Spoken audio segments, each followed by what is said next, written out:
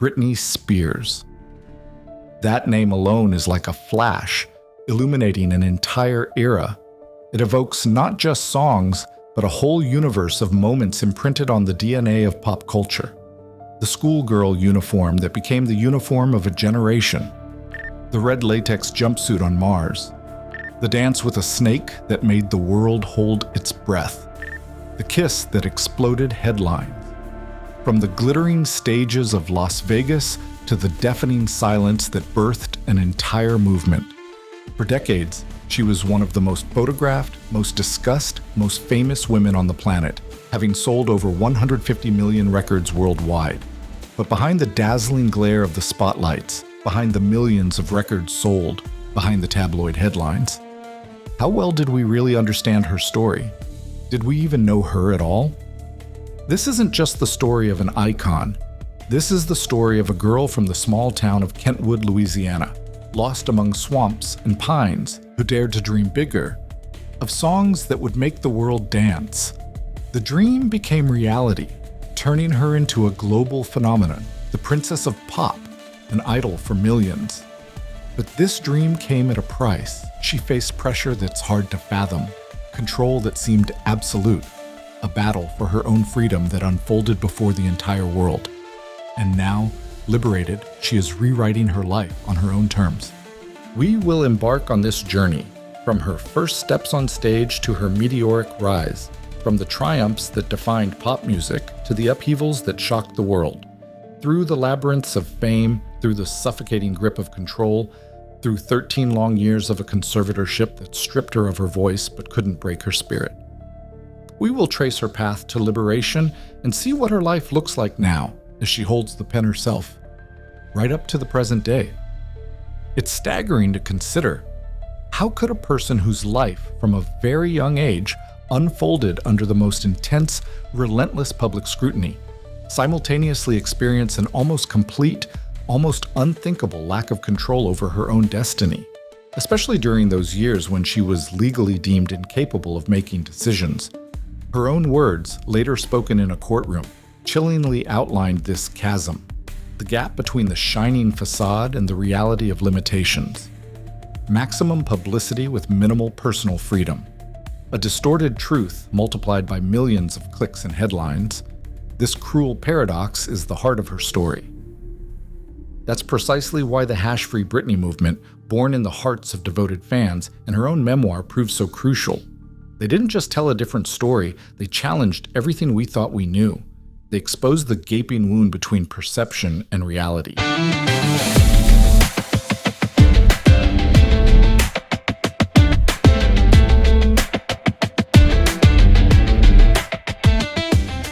Long before Britney Spears became synonymous with pop music, there was Britney Jean Spears, a girl from Kentwood, Louisiana, a place where time flowed slower and dreams seemed like distant stars. But this girl had a fire, not just talent. Everyone who ever heard her sing or saw her move saw it, but also unshakable ambition. From her earliest years, the stage beckoned her. Local talent shows, church choir, dance classes, performing arts camps. She seized every opportunity.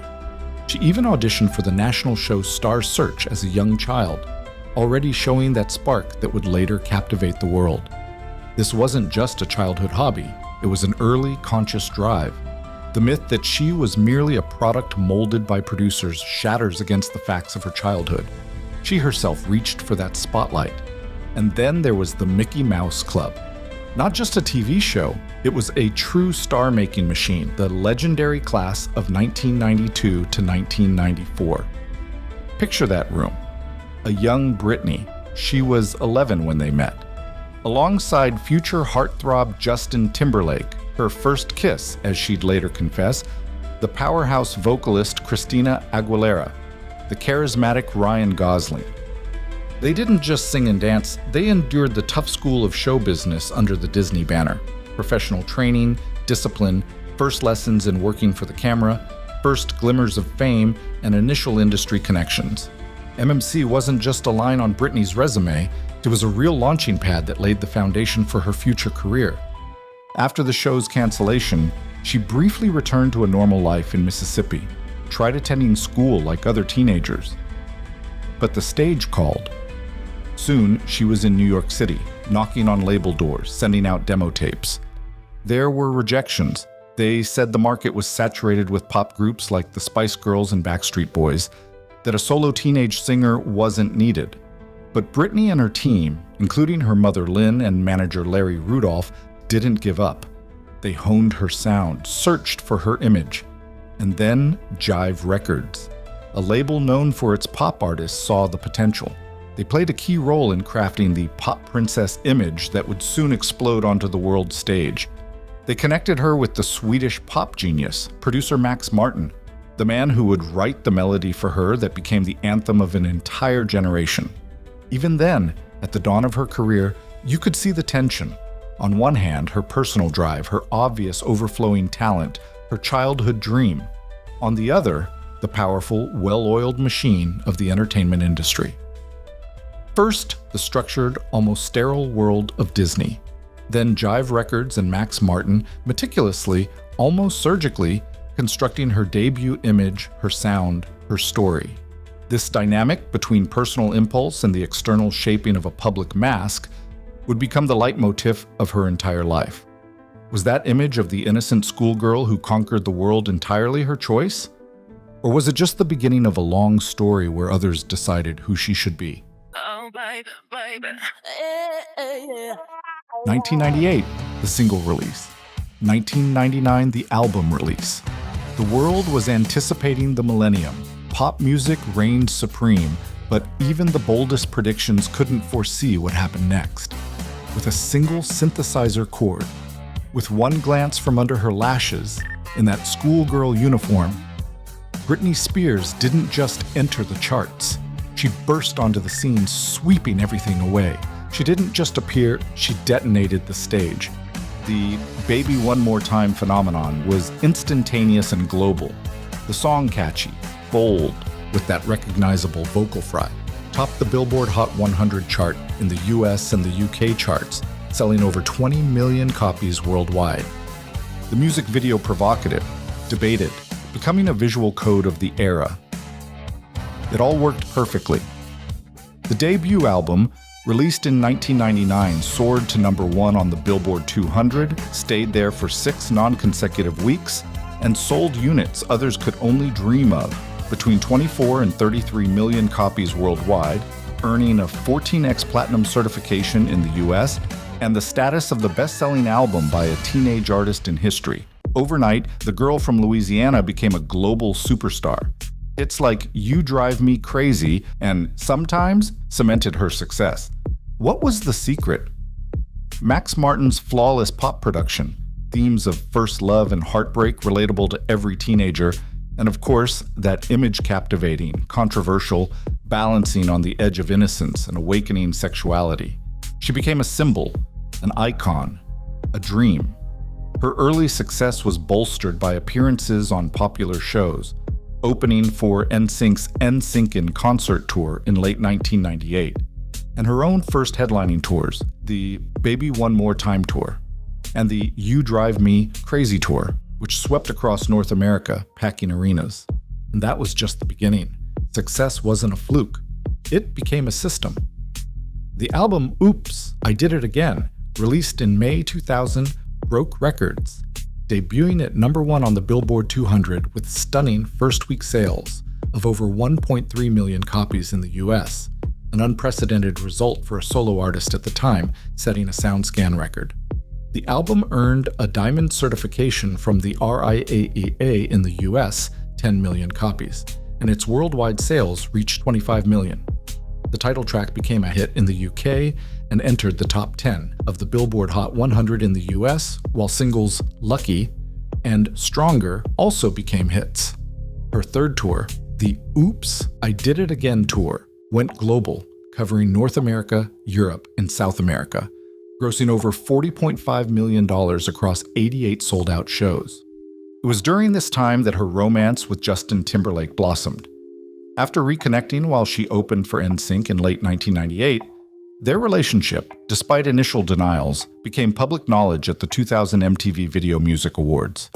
They were pop music's golden couple. Joint appearances at the 2001 Super Bowl, matching denim outfits at the 2001 American Music Awards, matching pinky and stinky shirts at a charity event, declarations of love in interviews. In 2001, she confirmed they lived together.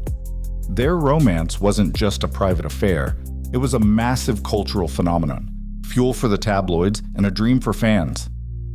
Industry recognition quickly followed. An American Music Award for Favorite Pop Rock New Artist in 2000. Grammy nominations, including Best New Artist and Best Female Pop Vocal Performance. A slew of Billboard Music Awards and Teen Choice Awards. Dominance at the MTV VMAs. She was on top of the world. The immense success of her first two albums created enormous pressure on the young star. Then came Britney, 2001, where she began experimenting with her sound, adding R&B influences. The album debuted again at #1 on the Billboard 200, making her the first female artist with 3 consecutive #1 debut albums. Worldwide sales were around 10 million. The key single was I'm a Slave for You. And of course, the legendary performance with a python at the 2001 VMAs for that song. Other singles included Overprotected and I'm Not a Girl, Not Yet a Woman, soundtrack to her film Crossroads. The album and Overprotected received Grammy nominations. The Dream Within a Dream tour, covering North America and Asia, grossed over $53 million across 69 shows. And finally, In the Zone, 2003, her most mature and sexually liberated album at that point, gifting the world the dance floor anthem Toxic and the sultry Me Against the Music, a duet with Madonna. Another #1 debut on the Billboard 200, making her the first female artist in history with 4 consecutive #1 debut albums. Worldwide sales were around 7 million. Toxic soared into the US top 10 and earned her her first and only Grammy Award for Best Dance Recording in 2005. The ballad Every Time, often interpreted as her response to the Timberlake breakup, also topped the UK chart, and of course, that kiss with Madonna at the 2003 VMAs during a performance with Christina Aguilera, a moment etched into pop culture history. The Onyx Hotel Tour, 2004, grossed $34 million across 54 shows in North America and Europe, but was cut short due to a knee injury sustained during a music video shoot, perhaps the first alarming sign of the toll of such an intense career. Parallel to the music, her image evolved. From the sweet girl next door, she consciously moved towards a more adult, confident, sexual woman. This evolution was necessary for her artistic growth, but every step provoked a storm of discussion and judgment. She was under a microscope. And here, the dark side of this deafening fame began to manifest. The paparazzi pursuit turned into a round-the-clock siege. A private life ceased to exist. Her relationships, her marriages, her motherhood, everything was dissected, judged. The breakup with Timberlake in March 2002 became a media circus, fueled by his song Cry Me a River and hints of her infidelity. Then came the brief 55-hour marriage to childhood friend Jason Alexander in Vegas in early 2004. And in the summer of that same year, she met dancer Kevin Federline. Their romance was a whirlwind, meeting, engagement, and a secret wedding, all within a few months in September 2004. The situation was complicated by the fact that Federline was expecting his second child with another woman, Shar Jackson, when their relationship began. This marriage and the birth of their 2 sons, Sean Preston, September 2005, and Jaden James, September 2006, unfolded under even more intense and often critical tabloid scrutiny. The divorce followed just as swiftly as the wedding. She filed in November 2006, just 2 months after their second son's birth. Divorce finalized July 2007. This wasn't just background noise. It was an all-consuming, suffocating force that slowly but surely began to undermine her from within. It was during this peak career period that this complex, almost symbiotic, yet ultimately toxic relationship with the media flourished. Her music, videos, performances, all designed to attract attention. The media, in turn, profited immensely by covering and often creating drama around her every move. It was a vicious cycle. The lines between Britney the artist and Britney the person blurred. The very mechanisms that propelled her to the summit simultaneously laid the groundwork for the unbearable pressure, the merciless hounding that eventually led to her public breakdowns. But even under this hurricane of attention, Britney wasn't a passive victim. She continued to fight for her artistic vision. The albums Britney and In the Zone were her statements. She actively co-wrote songs, experimented with sound. Her iconic performances demonstrated her growing confidence. She consciously tried to assert control over her creativity. This struggle for artistic autonomy is an important counterpoint to narratives focusing solely on her vulnerability. She was not only an icon, but also an artist searching for her voice. Oh, baby. The pressure, building for years like steam in an overheated boiler, reached its boiling point. 2007 and 2008. These 2 years became a period of intense, public, almost surreal turmoil for Britney Spears. The world watched, breathless, while the media fanned the flames, creating a frenzy almost unparalleled in the history of modern fame. The level of paparazzi harassment surpassed all conceivable limits. This wasn't journalism anymore. It was a hunt. Relentless, intrusive, aggressive. Dozens of cars tailing her. Camera flashes blinding her day and night. Shouts, questions, provocations. This wasn't just the price of fame, it was real systematic harassment. Against this backdrop, personal dramas unfolded. The difficult divorce from Kevin Federline. Grueling custody battles for her 2 young sons, which she ultimately lost. Federline was granted full physical custody in October 2007. The loss of close relationships, all under the merciless public eye. Her behavior, quickly labeled erratic by the press, must be viewed in this context, the context of extreme stress and a total lack of personal space. Key incidents of that time, shaving her head, attacking a paparazzo's car with an umbrella, became symbols of her breakdown. But it's crucial to see beyond these shocking images not just star gone crazy, but the desperate reaction of a person pushed to the absolute limit. These moments were followed by hospitalizations, including involuntary psychiatric holds, 5,150 holds.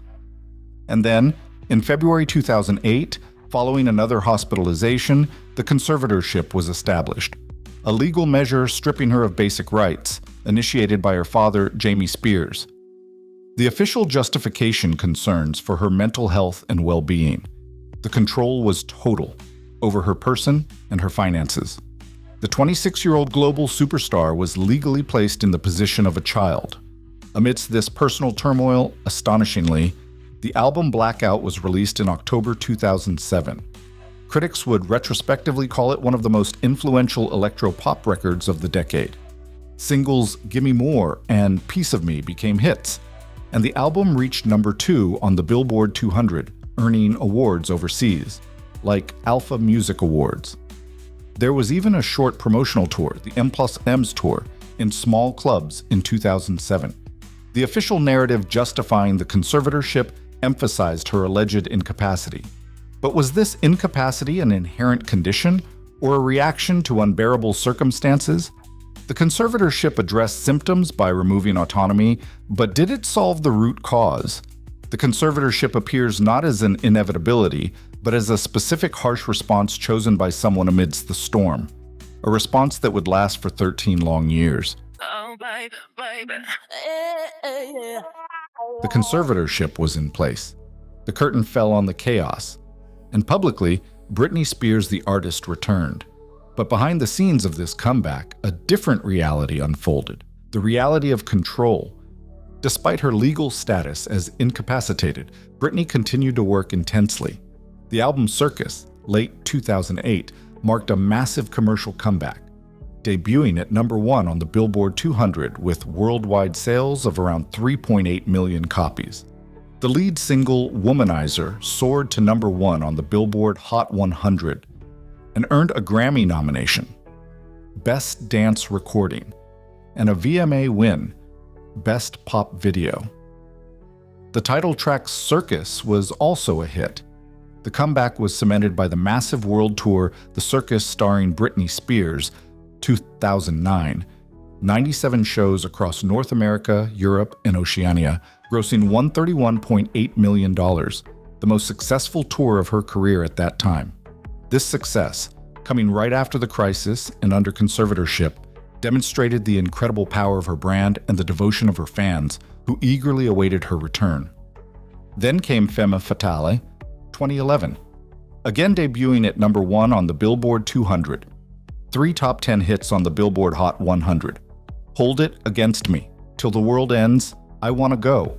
Another VMA win for Best Pop Video with Till the World Ends, making her the only artist with 3 such awards, and the prestigious Michael Jackson Video Vanguard Award for her contributions to the art of music videos. In December 2013, a new chapter began, the Las Vegas residency. Britney, Piece of Me. The show ran at the Zappos Theater, formerly Axis, at Planet Hollywood Resort and Casino until the end of 2017, totaling 247 performances, achieving massive commercial success and numerous Best of Las Vegas awards. During this period, the albums Britney Jean and Glory were released, though their sales were more modest compared to her earlier triumphs. In 2018, the show's concept was adapted into the global Piece of Me tour. 31 shows, $54.3 million. But herein lay the central paradox. How could someone deemed legally incapacitated endure such a demanding schedule? As became known later from her own testimony, what the world saw often had nothing to do with her real feelings. She spoke of being forced to work, lacking control over her finances, personal life, and medical decisions, including being forced onto birth control. It was from these discrepancies that the #Free Britney movement was born. Fans analyzed her Instagram posts, searched for hidden signals in her behavior, questioned official statements. The movement gained momentum, organizing online and offline, holding rallies outside courthouses. Initially met with skepticism, often dismissed as a conspiracy theory, its participants persisted. Although the conservatorship was formally established to protect Britney, it created a structure where her work directly financially benefited those controlling her. Her father, receiving a salary and percentage of deals, lawyers, managers, all paid from her estate. This created an obvious conflict of interest. Was her well-being the primary goal, or was it maintaining the Britney Spears brand as a money-making machine?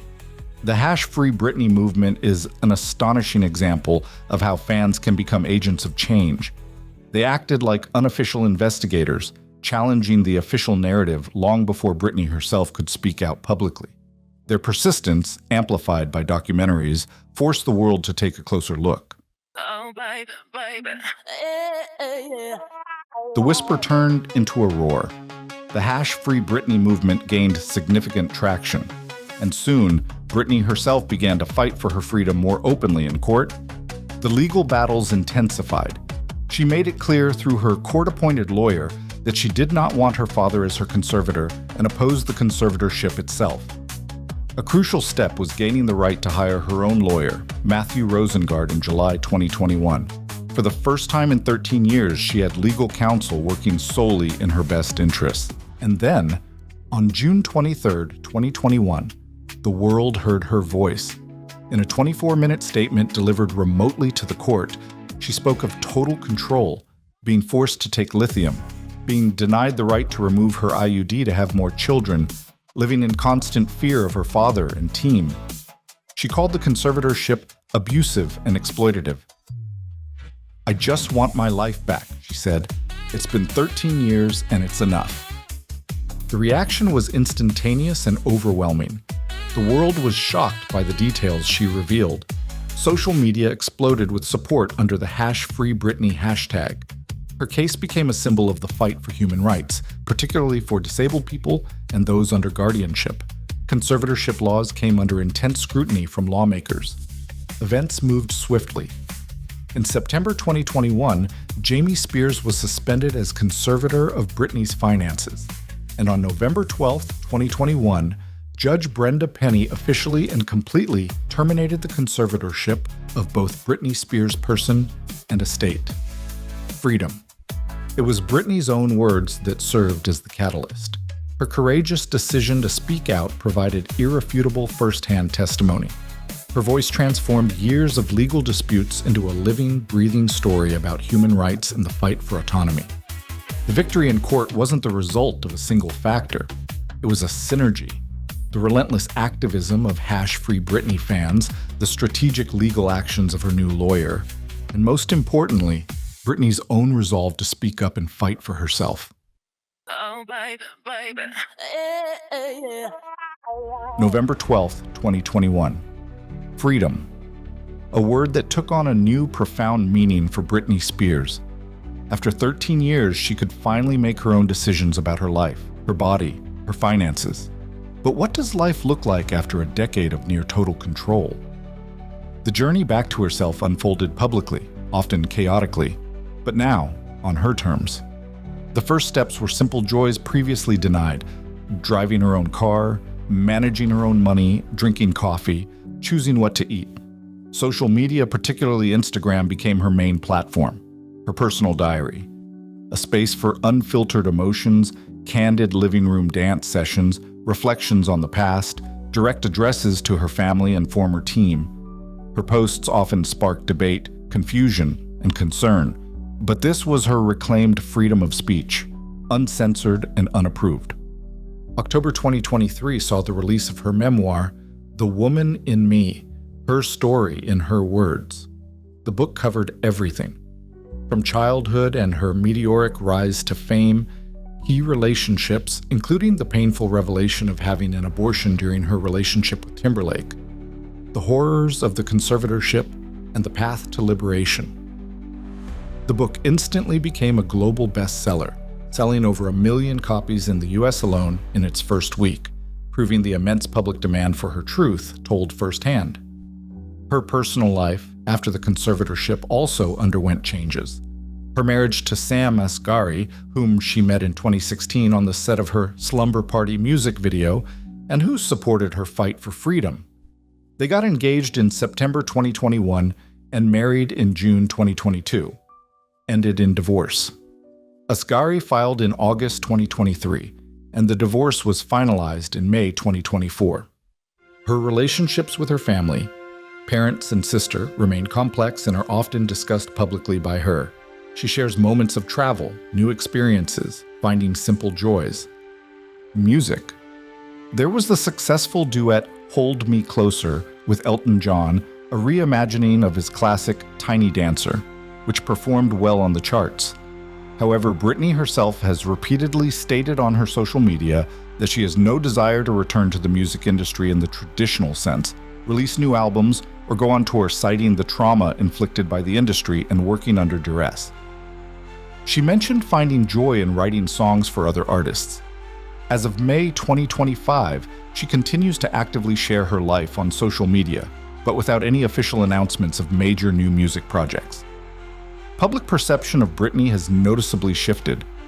After her court testimony and memoir release, there's more empathy, more understanding of the complexities of her journey, but scrutiny of her life, especially her social media behavior, remains intense. Debates about her mental well-being continue. However, the focus of the conversation has shifted.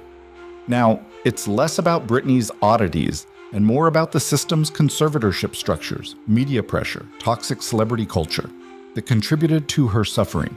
Her public self-expression post-conservatorship is a phenomenon in itself. Unfiltered, spontaneous, sometimes contradictory. Perhaps it's the raw, unprocessed reclamation of a voice after 13 years of forced silence. Her Instagram is a battleground for her narrative, for the right to be seen as she is, complexities and all. To judge the appropriateness or normality of her posts is to miss the point of her experience. Perhaps the focus shouldn't be on her reaction, but on the conditions that necessitated such a public, sometimes painful, reckoning and reframing of her past. And although she gifted fans new music after her release, her priorities have clearly shifted. Traditional markers of success in show business, new albums, tours, awards, have given way to the value of personal freedom, the ability to speak her truth, to heal. Her memoir, her social media activity, these are also forms of creativity, ways of reclaiming the narrative. She is redefining success on her own terms. Right now, her greatest success is her autonomy. Her true comeback isn't returning to the stage, but returning to herself. Oh, baby. Britney Spears' influence is something more than sales figures and chart positions.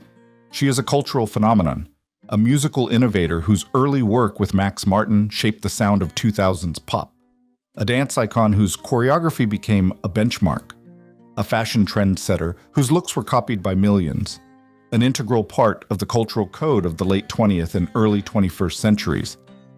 Her name still evokes an immediate reaction. Her music makes generations dance.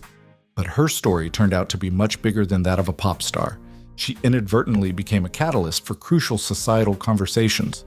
Her case shone a bright, uncomfortable light on the dark corners of guardianship and conservatorship systems, especially concerning adults, sparking calls for legislative reform in many U.S. states and around the world.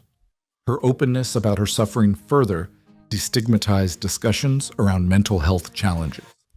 Her experience living under the relentless glare of the paparazzi forced many to reconsider the predatory nature of tabloid culture and our collective role in it. Now, imagine a hypothetical. What if the peak of her fame, that turn of the millennium era, roughly 1999 to 2004, had occurred during the Instagram age? Her global recognition back then was absolute, perhaps more concentrated than that of stars in today's fragmented media landscape. Record sales shattered records. The media frenzy was unprecedented. Her every move covered by MTV, magazines, news outlets. If all that energy, all that global adoration, fan devotion, proven by multi-million sales and tour grosses, and insatiable public curiosity were channeled onto Instagram today, her follower count would be astronomical.